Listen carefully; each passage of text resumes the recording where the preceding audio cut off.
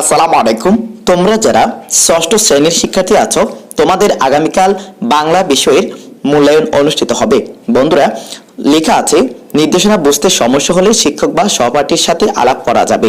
বন্ধুরা, তোমরা একটু ভিডিওটি পজ করে দেখে নিবে। এখানে তোমাদের কাজ ক, উপরের অনুষ্ঠানকে কেন্দ্র করে জোড়ায় আলোচনার ভিত্তিতে নিচের কাজগুলো করো।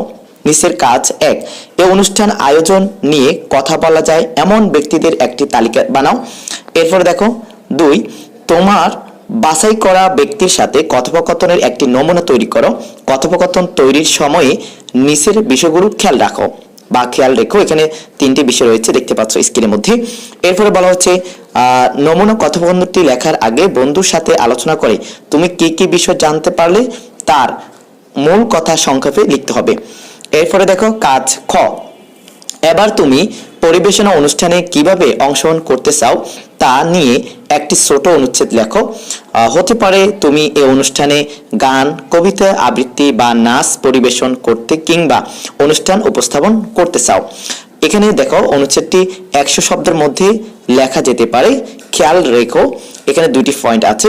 এরপর 3 নম্বরে দেখো, নিচের চকের অনুরূপ একটি চক তোমার খাতায় আঁকো। তোমার অনুচ্ছেদ থেকে 5টি শব্দ নিচের চকের বাম কলামে লেখো। শব্দগুলো কোন শ্রেণীর তা ডান কলামে লিখবে। এখানে দেখো শব্দ এবং শব্দটির শ্রেণী। এরপরে 4 নম্বরে দেখো, নিচের চকের অনুরূপ একটি চক তোমার খাতায় আঁকো। তোমার ব্যবহৃত 5টি জ্যোতিচিহ্নের ব্যবহারের কারণ দেখাও। এখানে জ্যোতিচিহ্ন সহ বাক্য বামে রয়েছে, ডানে হচ্ছে জ্যোতিচিহ্নটি ব্যবহারের কারণ। এরপরে 5 নম্বরে দেখো, এখন তোমার লেখা অনুচ্ছেদ থেকে যে কোনো 2টি শব্দের বিপরীত শব্দ লেখো। তারপর ওই 2টি বিপরীত শব্দ ব্যবহার করে 2টি বাক্য লেখো, বাক্য 1 বাক্য 2। এরপরে 6 নম্বরে দেখো, এরপর তোমার লেখা অনুচ্ছেদের যে কোনো 2টি শব্দের প্রতিশব্দ লেখো।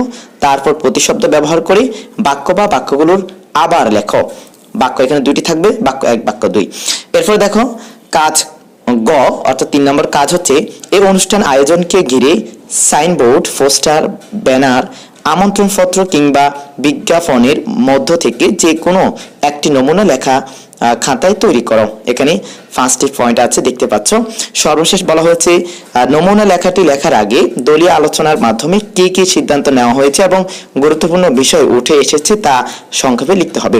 বন্ধুরা, আশা করি বুঝতে পেরেছো। এই হচ্ছে তোমাদের আগামীকাল মূল্যায়নের বাংলা বিষয়ের নির্দেশনা অর্থাৎ প্রশ্ন। ভালো থাকবে, সুস্থ থাকবে। ধন্যবাদ। আল্লাহ হাফেজ।